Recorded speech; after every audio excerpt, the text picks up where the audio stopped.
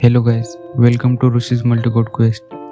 In today's video, we will know about how to install and use Bootstrap and React-Router-Dom. So let's get started. Before installing the required packages, let's first customize our directory structure. As you can see, I am using my clean Vite project for my BlindWings website.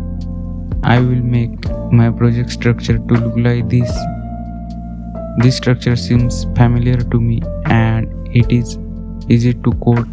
So let's customize our project structure first, but you can use your preference for your project. Now I will be copying and pasting code and commands directly from my markdown file to make it easier for us to follow along. If you want the complete code and commands, I will share the link in the description below. So our first step is to install Bootstrap. So let's install Bootstrap via npm. As you know, Bootstrap is popular CSS framework that helps you create responsive and visual appealing website applications.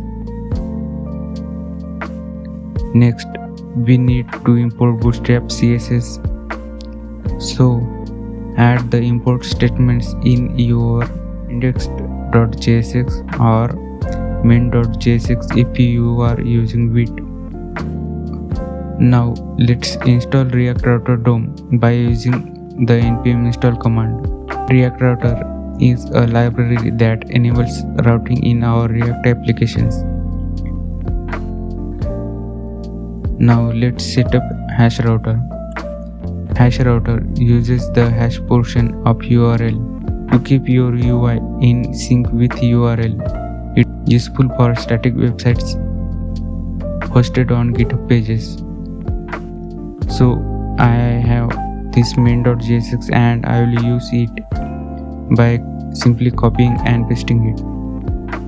Now let's create some components using Bootstrap. For example, we can create simple navbar component and use it in our application. By following these steps, you can set up Bootstrap and hash router in your React project. Till then, like, share, subscribe and hit the bell icon for more content. And thanks for watching.